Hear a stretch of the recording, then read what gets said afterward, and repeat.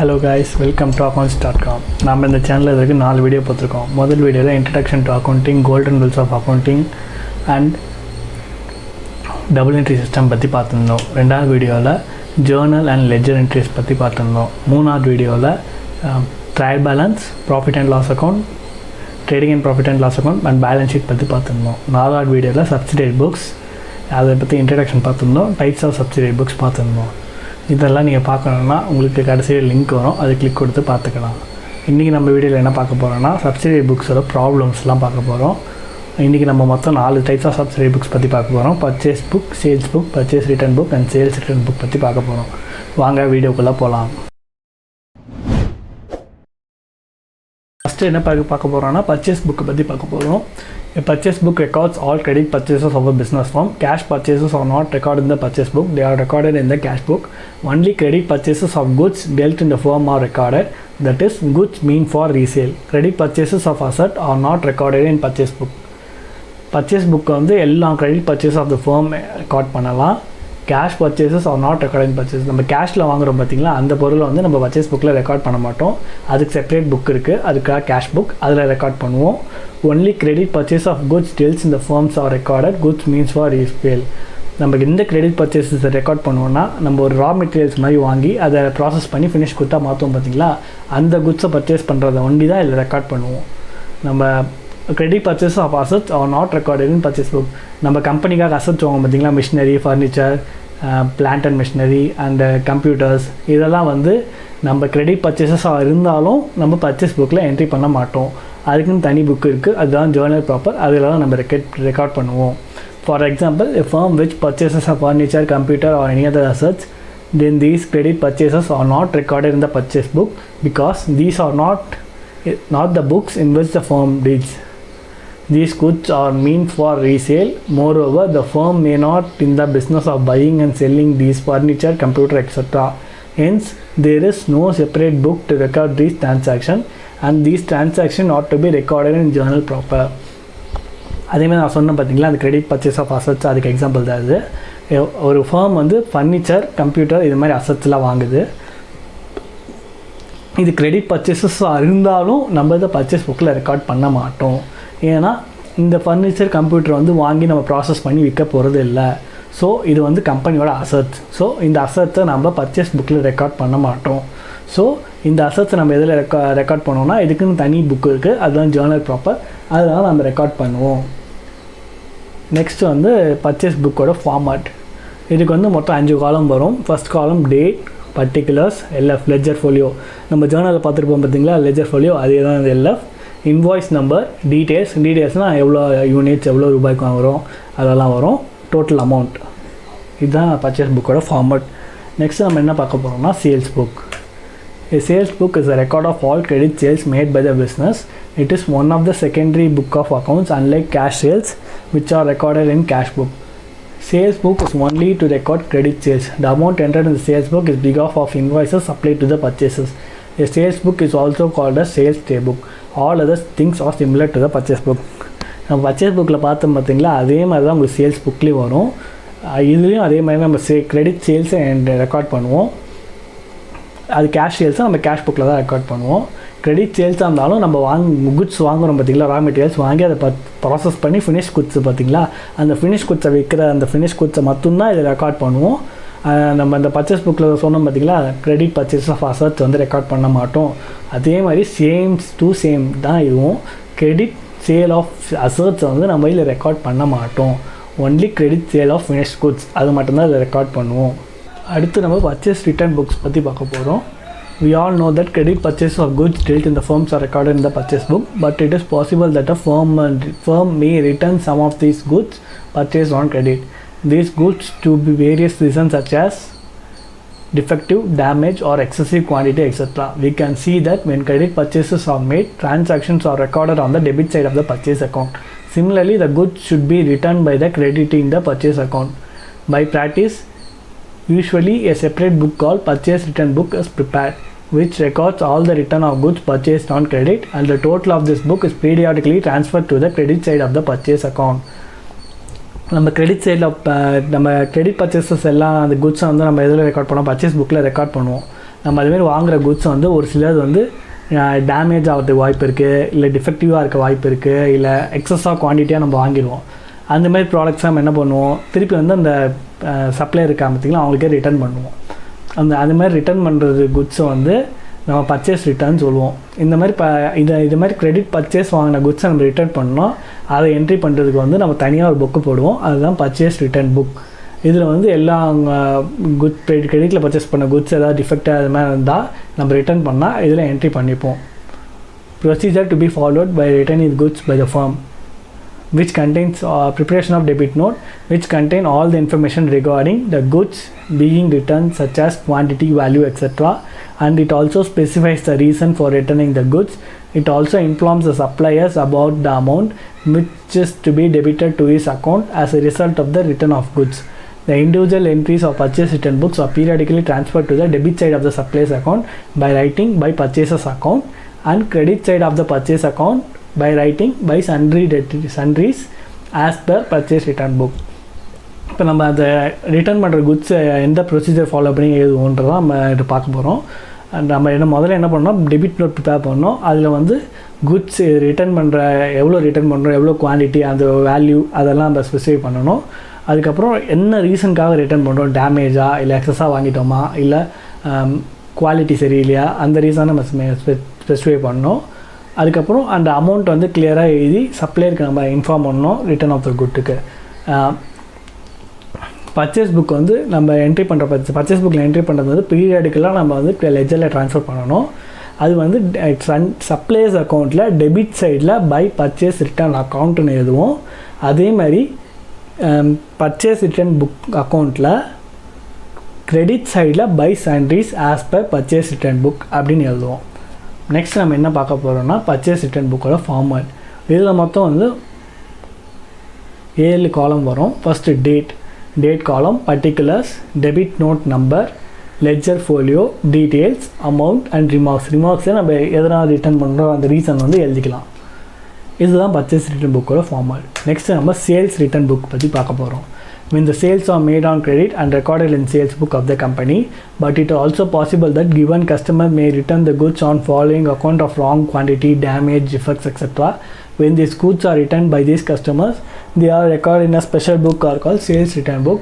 The procedure to be followed at the time of accepting goods returned by the customer is prepare a credit note. A note is to be prepared which indicates the name, code, dimension, etc.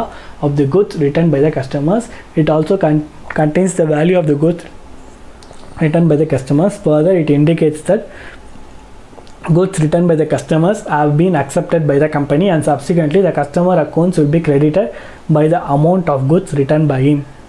Clearly, the individual entries of sales book are credited to the respective customer's account and the total of the sales book is to be periodically debited to the sales return account. நம்ம purchase பண்ணும்போது return பண்ணால் purchase return account போடுறோம் பார்த்திங்களா, அதேமாதிரி நம்ம sale பண்ண goods வந்து கஸ்டமர்ஸ்க்கு பிடிக்கல, இல்லை ராங் குவான்டிட்டி, இல்லை டேமேஜ், டிஃபெக்ட்ஸ், இதனால் வந்து கஸ்டமரும் நம்மளுக்கு ரிட்டர்ன் அனுப்பலாம். அதுக்கு தான் அந்த ரிட்டர்ன் அனுப்புகிற ட்ரான்சாக்ஷன்ஸ் ரெக்கார்ட் பண்ணி வைக்கிறதுக்காக தான் நம்ம சேல்ஸ் ரிட்டர்ன் புக் ப்ரிப்பேர் பண்ணுறோம். நம்ம சேல்ஸ் ரிட்டர்ன் புக் ப்ரிப்பேர் பண்ணும்போது என்னென்ன ப்ரொசீஜர் ஃபாலோ பண்ணணுன்றதை பார்ப்போம். அது சேம் நம்ம பர்ச்சேஸ் ரிட்டர்ன் என்ன ஃபார்மேட் ஃபுல்லாக ப்ரிப்பேர் பண்ணமோ அதே மாதிரி தான் இதிலும் ஃபாலோவும் பண்ண போகிறோம். அதான் என்ன குட்ஸ் ரிட்டர்ன் ஆகிருக்கு, என்ன நேம் அதெல்லாம் மென்ஷன் பண்ணுவோம். அதான் குட்ஸோட வேல்யூ, எந்த கஸ்டமர் ரிட்டர்ன் பண்ணியிருக்காங்க அதையும் மென்ஷன் பண்ணுவோம். எதனால் ரிட்டர்ன் பண்ணியிருக்காங்க அப்படின்ற ரீசன்ஸும் எழுதி வச்சுப்போம். அதே மாதிரி நம்ம இதுவும் வந்து சேல்ஸ் ரிட்டர்ன் புக்கில் நம்ம லெட்ஜர் ட்ரான்ஸ்ஃபர் பண்ணும்போது நம்ம சேல்ஸ் ரிட்டர்ன் அக்கௌண்ட்டும் லெட்ஜர் ட்ரான்ஸ்ஃபர் பண்ணுவோம் புக்லேருந்து. ஸோ ஃபஸ்ட்டு வந்து நம்ம கஸ்டமர்ஸ் அக்கௌண்ட்டுக்கு கிரெடிட் சைடில் பை சேல்ஸ் ரிட்டர்ன் அப்படின்னு சொல்லி ட்ரான்ஸ்ஃபர் பண்ணுவோம். அதேமாதிரி சேல்ஸ் ரிட்டர்ன் அக்கௌண்ட்டில் டெபிட் சைடில் by sundries as by sales return book அப்படின்னு சொல்லி ரிட்டர்ன் பண்ணுவோம். நெக்ஸ்ட்டு சேல்ஸ் ரிட்டர்ன் புக்கோட ஃபார்மேட் சேம். பர்ச்சேஸ் ரிட்டர்ன் புக்கும் சேல்ஸ் ரிட்டர்ன் புக்கும் ஒரே டிஃப்ரென்ஸ் தான். பர்ச்சேஸ் ரிட்டர்ன் புக்கில் டெபிட் நோட் நம்பர் வரும், சேல்ஸ் ரிட்டர்ன் புக்கில் கிரெடிட் நோட் நம்பர் வரும். மிச்சபடி அதே தான், date, particulars, credit note number, ledger folio, details, amount and remarks. இதுலேயும் எந்த ரீசனுக்காக நம்மளுக்கு ரிட்டர்ன் வந்திருக்குன்னு ரிமார்க்ஸை எழுதி வச்சுப்போம். நெக்ஸ்ட் நம்ம சம்ஸை பற்றி பார்ப்போம். Enter the below transaction in the proper subsidiary books. Purchase 500 units of goods at rupees 10 each from Rahul on 1st May 2021. purchase 1000 units of goods at rupees 15 each from Reina on 5th May 2021. Purchase 700 units of goods at rupees 5 each from Dhoni on 8th May 2021. Purchase 500 units of goods at rupees 7 for each for cash from Sam on 9th May 2021. Return 100 units of goods purchased from Rahul due to poor quantity on 9th May 2021. Return 150 units of goods purchased from Reina due to excessive purchase on 12th May 2021. Sale of goods 1500 units at 30 each from Raidu on 18th May 2021.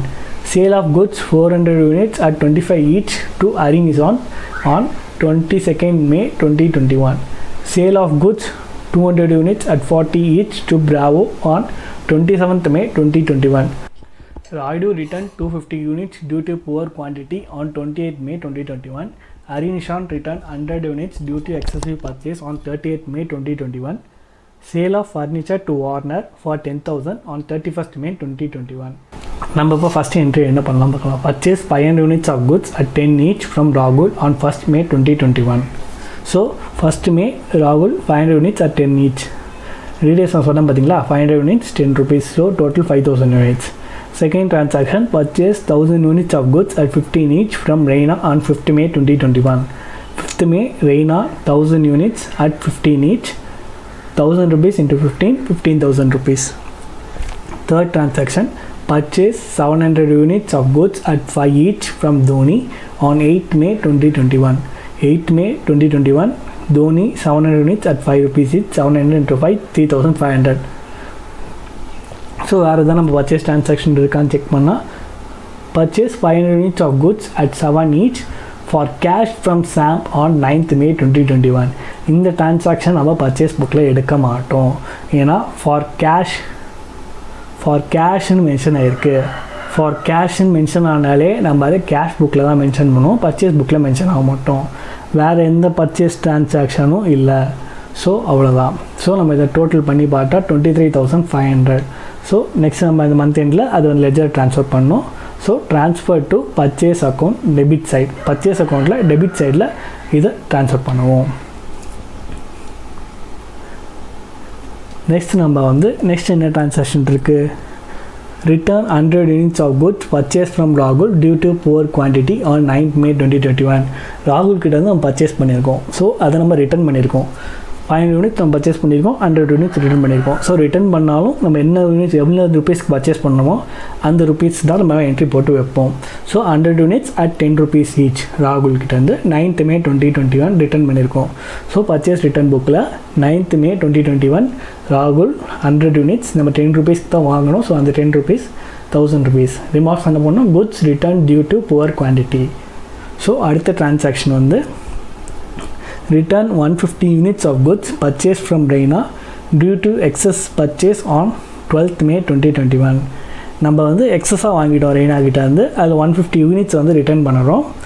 12th May return பண்ணுறோம். So அதே மாதிரி இது நம்ம ரெய்னாக்கு எவ்வளோக்கு purchase பண்ணியிருக்கோம், 15 rupees ஈச்க்கு purchase பண்ணியிருக்கோம். So அப்போ 150 units return பண்ணியிருக்கோம், 15 rupees ஈச் 12th May அன்றைக்கி. ஸோ அதேமாதிரி 12th May 2021 Raina 150 units 15 rupees each 2250 goods returned due to excessive purchase. So next நம்ம வேறு ஏதாவது பர்ச்சேஸ் ரிட்டர்ன் ட்ரான்சாக்ஷன் இருக்கா, சேல்ஸ் ட்ரான்சாக்ஷன் சேல்ஸ் ரிட்டர்ன் தான் இருக்கே தவிர பர்ச்சேஸ் ரிட்டர்ன் வேறு எதுவும் இல்லை. ஸோ நம்ம டோட்டல் போட்டுடலாம் 1000 + 2250, ஸோ 3250. இதுவும் நம்ம என்ன பண்ணுவோம், transfer to purchase return account credit side. இந்த அமௌண்ட் வந்து பர்ச்சேஸ் ரிட்டர்ன் அக்கௌண்ட்டில் கிரெடிட் சைடில் ட்ரான்ஸ்ஃபர் பண்ணுவோம். அதேமாதிரி சப்ளைஸ் அக்கௌண்ட்டில் டெபிட் சைடில் ட்ரான்ஸ்ஃபர் பண்ணுவோம். சப்ளைஸ் அக்கௌண்ட்டில் ராகுல் அக்கௌண்ட்டில் 1000 rupees டெபிட் சைடில் போவோம், ரெய்னா அக்கௌண்ட்டில் 2250 டெபிட் சைடில் போவோம். நெக்ஸ்ட் என்ன transaction, sale of goods 1500 units at 30 each to Raidu on 18th May 2021. அடுத்து சேல்ஸ் அக்கௌண்ட், அது சேல் ஆஃப் குட்ஸ்னால் நம்ம சேல்ஸ் அக்கௌண்ட் தான் பண்ணுவோம், சேல்ஸ் புக் தான் ப்ரிப்பேர் பண்ணுவோம். So 18th May 2021 Raidu 1500 units at 30 each. So 1500 into 30, 45,000. So next, sale of goods for 400 units at 25 each to Arinison on 22nd May 2021. So 22nd May அன்றைக்கி அரினிஷான் கிட்ட 400 units 25 each விற்றுருக்கோம். So 22nd May 2021 Ari Nishant 400 units at 25. So 400 into 25, 10,000 rupees. Next, sale of goods 200 units at 40 each to Bravo on 27th May 2021. So 27th May 2021 Bravo 200 units at 40 each. So 200 into 40, 8,000. வேறு ஏதாவது sale transaction இருக்கா? Sale of furniture to Warner for 10,000 on 31st May 2021. Sale of furniture நம்ம சொல்லியிருக்கோம் பார்த்தீங்களா, நம்ம raw materials வாங்கி அதை finish குட்ஸாக convert பண்ணி அந்த ஃபினிஷ் குட்ஸை விற்றா மட்டும்தான் நம்ம சேல்ஸ் புக்கில் என்டர் பண்ணுவோம். சேல் ஆஃப் ஃபர்னிச்சருன்றது நம்ம அசட் நம்ம விற்றா அதை சேல்ஸ் புக்கில் என்ட்ரி பண்ண மாட்டோம். ஸோ இந்த டிரான்சாக்ஷன் நம்ம சேல்ஸ் புக்கில் வராது. ஸோ அவ்வளோதான் சேல்ஸ் டிரான்சாக்ஷன் இருக்குது. ஸோ நம்ம டோட்டல் போடுவோம் 45,000, 10,000, 8,000, டோட்டல் 63,000. இது நம்ம லெட்ஜர் ட்ரான்ஸ்ஃபர் பண்ணும்போது transfer to sales account credit side 60,000 credit சைடில் சேல்ஸ் அக்கௌண்ட்டில் ட்ரான்ஸ்ஃபர் பண்ணுவோம். அதே மாதிரி இண்டிவிஜுவல் சப்ளைஸ் அக்கௌண்ட்டில் டெபிட் சைடில் ட்ரான்ஸ்ஃபர் ஆகும். அவங்க எக்ஸ்பெக்டிவ் அமௌண்ட்ஸ் 45, 10 and 8,000 ட்ரான்ஸ்ஃபர் ஆகும். நெக்ஸ்ட் என்ன ட்ரான்சாக்ஷன் இருக்குது? ராய்டு return 250 units due to poor quantity on 28 May 2021. நம்ம கிட்டேருந்து இப்போ குட்ஸ் வாங்கின ராய்டு வந்து குவான்டிட்டி இப்போ நல்லா இல்லை அப்படின்னு சொல்லி 250 units ரிட்டர்ன் பண்ணியிருக்காங்க. ஸோ அது என்னது? நம்ம சேல்ஸ் ரிட்டர்ன். ஸோ அதுக்கு வந்து நம்ம சேல்ஸ் ரிட்டர்ன் புக்கில் என்ட்ரி பண்ணுவோம். சேல்ஸ் ரிட்டர்ன் புக்கில் 28th May 2021 Rayudu 250 units at 30 each, total 7,500, return goods due to poor quantity. So next transaction, Ari Nishant returned 100 units due to excessive purchase on 30th May 2021. Ari Nishant நம்ம கிட்டேருந்து வாங்கின goods ஒரு 100 units வந்து எக்ஸஸாக வாங்கிட்டோம்னு சொல்லி return பண்ணியிருக்காங்க 30th May. நம்ம அதே மாதிரி தான் 100 units Ari Nishantக்கு எவ்வளோ வாங்கிட்டான்? 25 rupeesக்கு வாங்கியிருக்கான். So 30th May Ari Nishant 100 units 25 rupees, 2,500 return due to excessive purchase நம்ம ரிமார்க்ஸில் எழுதிக்கலாம். ஸோ வேறு ஏதாவது டிரான்சாக்ஷன் இருக்கா? எல்லா டிரான்சாக்ஷனும் இருக்குது. நம்ம அந்த கேஷ் பர்ச்சேஸ் ஒன்று ரெக்கார்ட் பண்ணல, ஏன்னா அது கேஷ் புக்கில் வரும். அதேமாதிரி இப்போ அசட் சேல் ஒன்று ரெக்கார்ட் பண்ணல, ஏன்னா ஜேர்னல் ப்ராப்பரில் வரும். மிச்சப்படி எல்லா டிரான்சாக்ஷனும் அதை ரெக்கார்ட் பண்ணியாச்சு. ஸோ அவ்வளோதான். ஸோ இது டோட்டல் பார்த்தீங்கன்னா 7,500, 2,500, 10,000. இதுவும் நம்ம லெஜர் ட்ரான்ஸ்ஃபர் பண்ணும்போது transfer to sales return account debit side.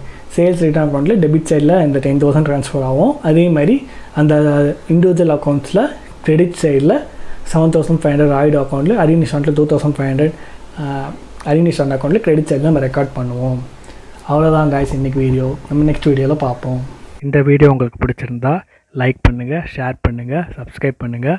இந்த மாதிரி வீடியோ நீங்கள் தொடர்ந்து பார்க்குறதுக்கு கூட பெல் ஐகான் இருக்கும், அதை கிளிக் பண்ணிக்கோங்க.